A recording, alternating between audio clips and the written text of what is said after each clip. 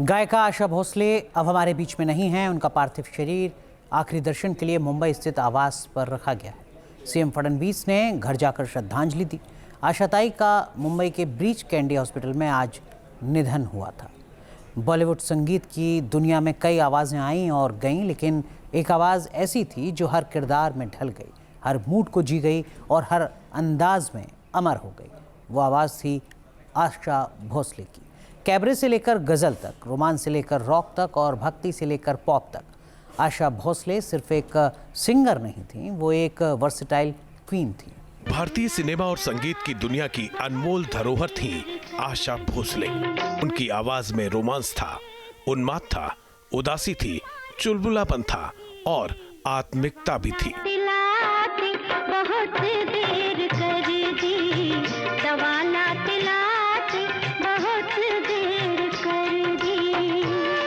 Cabaret से लेकर गजलों की गहरी उदासी तक, शास्त्रीय से लेकर पॉप और फ्यूजन तक, आशा भोसले हर मूड की सच्ची आवाज थी। सलोना सा सजन है और मैं हूँ, सलोना सा सजन है और मैं हूँ जी। 50 और 60 का दशक जब लता मंगेशकर नायिका की आवाज बन चुकी थी, तब आशा को मिले वो गाने जिन्हें कोई और छूने से डरता था। संगीतकार ओ.पी. नैयर ने आशा की आवाज में छिपे उस नटखटपन और मधुशी को पहचाना।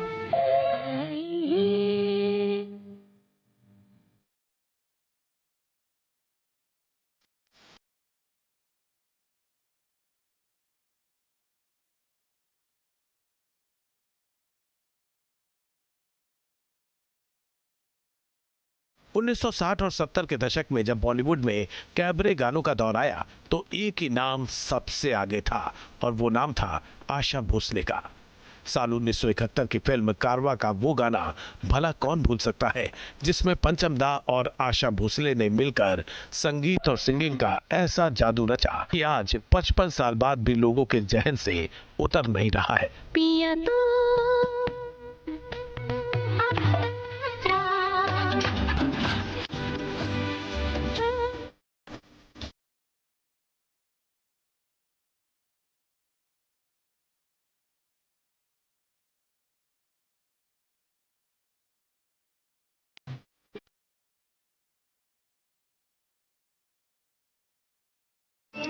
अगर ओ.पी. नैयर ने आशा को पहचान दी, तो आर.डी. बर्मन यानी पंचम दा ने उन्हें विस्तार दिया। रॉक हो या जैज हो, पॉप हो या फिर हिप हॉप, आशा ने पंचम के हर मुश्किल धुन को अपनी सांसों में उतार लिया।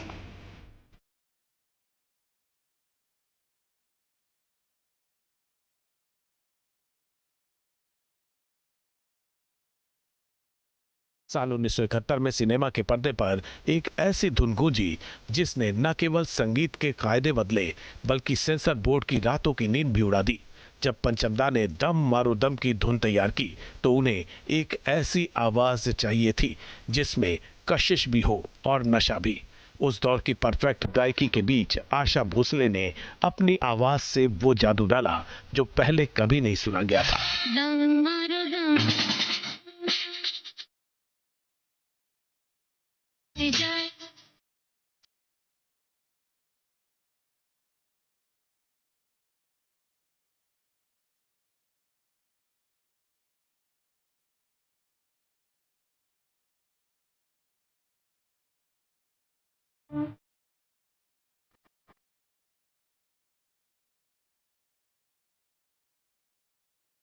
अस्सी के दशक की शुरुआत में एक चमत्कार हुआ। संगीतकार खयाम ने आशा भोसले को उमराव जान के बीच चुना। लोगों को लगा कि कैबरे गाने वाली आवाज गजल की नजाकत कैसे पकड़ेगी, लेकिन जब आशा की आवाज पर्दे पर गूंजी, तो सुनने वाले दंग रह गए। आशा भोसले ने अपनी स्केल को 2 सुर नीचे उतारकर जो गहराई पैदा की, उसने उन्हें नेशनल अवार्ड दिला दिया। कैबरे क्वीन अब गजल की मल्ला भोसले की सबसे बड़ी खासियत ये थी कि वो वक्त के साथ बदलना जानती थी। जब 90 के दशक में ए.आर. रहमान आए, तो उन्होंने 60 साल की आशा से रंगीला रे गवाया। उनकी आवाज में वही 16 साल वाली ताजगी थी। चाहे लकी अली के साथ एल्बम हो या ब्रेटली के साथ गाना, आशा जी ने कभी पुरानी पीढ़ी का ठप्पा खुद पर नहीं लगने दिया। जवान जान मन हसीन दिलरुबा मेरे तो दिल जवान हो गया मेरे तो दिल जवान शिकार हो गया शिकार हो गया शिकार हो गया। आशा भोसले सिर्फ एक नाम नहीं, संगीत की एक मुकम्मल यूनिवर्सिटी थी। उन्होंने सिखाया कि उम्र सिर्फ एक नंबर है, इसलिए वो 90 साल की उम्र में भी स्टेज परफॉर्मेंस करने से नहीं हिचकती थी। Team news nation. गायिका आशा भोसले अब हमारे बीच नहीं हैं। कल मुंबई में उनका अंतिम संस्कार किया जाएगा। आशा ताई के निधन से बॉलीवुड समेत पूरा देश गम में डूबा हुआ है। हर कोई आशा ताई को अपने अपने तरीके से श्रद्धांजलि दे रहा है। सीएम देवेंद्र फडणवीस ने उनके घर जाकर श्रद्धांजलि दी, तो वहीं वाराणसी में आशा ताई की याद में विशेष गंगा आरती भी की गई। मुंबई के वानखेड़े स्टेडियम में आईपीएल मैच के दौरान आशा ताई की तस्वीर लगाई गई। यूपी के अमरोहा में एक कलाकार ने आशा ताई की पेंटिंग बनाकर उनको याद किया। आशा ताई सुरों की दुनिया में एक चमकता सितारा थीं, जिनके अलग आवाज और अंदाज ने लाखों दिलों को जीता। हम दिखाते हैं आशा भोसले से जुड़ी अनसुनी कहानियां। देखिए। आँखों की मस्ती के मस्ताने हजारों हैं, इन आँखों की मस्ती की। साल 1981 की फिल्म उमराव जान के लिए संगीतकार खयाम ने फैसला किया था कि वो गाना तो आशा भोसले से ही गवाएंगे, लेकिन उन दिनों आशा भोसले कुछ ज्यादा ही मशरूफ रहती थी। हालांकि खयाम के कहने पर वो मान गई। जब गाने की रिकॉर्डिंग के लिए स्टूडियो पहुंची तो वह सुर सुनकर घबरा गई। कहने लगी वो इतने हाई टोन में नहीं गा सकती। आँखों से पिलाते हैं। कि अब तो मैं इस सुर से गा नहीं सकती। मैंने कहा आशा जी आपको शायद मालूम नहीं, आप आशा जी नहीं हैं, आप उमराव जान हैं। साज शुरू हुए, इंट्रो म्यूजिक शुरू हुआ और वो एक एटमॉस्फेयर बन गया। वो सरंगियां तारपुरे स्वरमंडल और म्यूजिक शुरू हुआ। उसके बाद आशा जी का आलाप शुरू हुआ।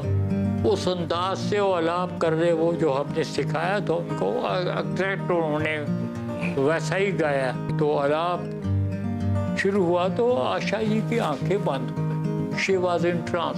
स्टूडियो में एक टेंशन है कि आशा जी हाँ कहती हैं कि नहीं कहती हैं और या छोड़ के चली जाएंगी। ये था उसमें दरवाजे में स्टूडियो का, तो वो खुला तो आशा जी ट्रांस से निकली।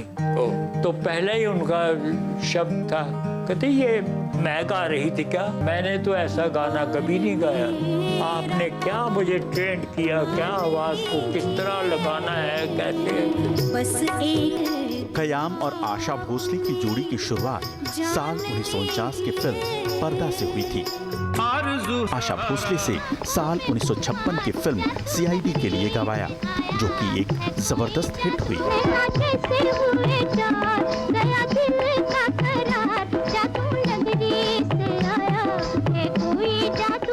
नैयर साहब का ये संकल्प था कि वो लता दीदी को कभी नहीं गवाएंगे, उनके बगैर म्यूजिक डायरेक्शन करेंगे और हिट भी होंगे। तो उनके संपर्क में एक सिंगर के नाते आशा जी ने आकर जो काम किया वो अपने आप में एक इतिहास है। मैंने तुझे जरा देर में जाना, हुआ कसूर खफा मत होना रे, ओ मेरे सोना रे सोना रे सोना। आशा भोसले और आर.डी. बर्मन की सुरीली जोड़ी ने बॉलीवुड को एक से बढ़कर एक नगमे दिए। एक वक्त तो ऐसा भी था जब आशा भोसले सिर्फ पंचम दा के लिए ही गाने गाती थी।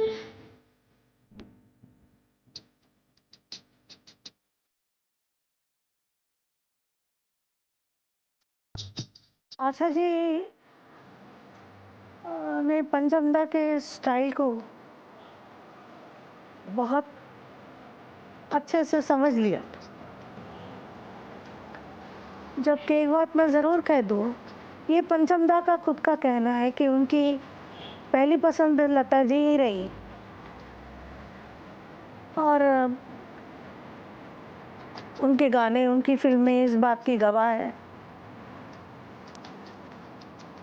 लेकिन लता जी के बाद जिस तरह के गाने, जो तो पंचम दा का पैटर्न था एक तरह का कि पेपी सॉन्ग्स और नए नए तजुर्बे करना, आजा आजा मैं हूँ प्यार तेरा, उसमें सांस को कैसे करना और कुछ भी उल्टा सीधा जो गाने में जिस तरह की वो तजुर्बे करते थे, उसमें आशा जी बहुत फिट बैठी।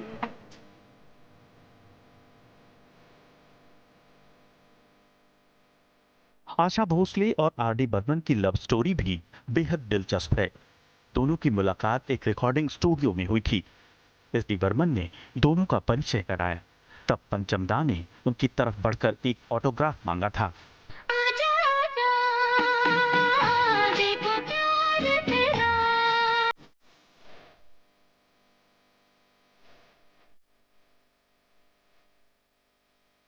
ये है कि कुछ फिल्में जब बड़ी बड़ी इंडिपेंडेंटली जब पंचम दा करने लगे, आर.डी. बर्मन, तो जैसे तीसरी मंजिल और भी काफ़ी फिल्में हैं, तो इसी बीच उन दोनों ने एक दूसरे को ज़्यादा वक्त देना शुरू कर दिया और फिर हमारे सुनने में आया कि उन दोनों ने शादी कर ली।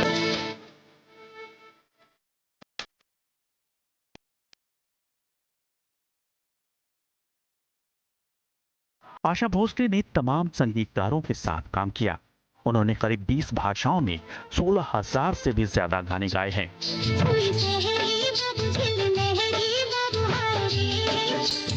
Team news nation.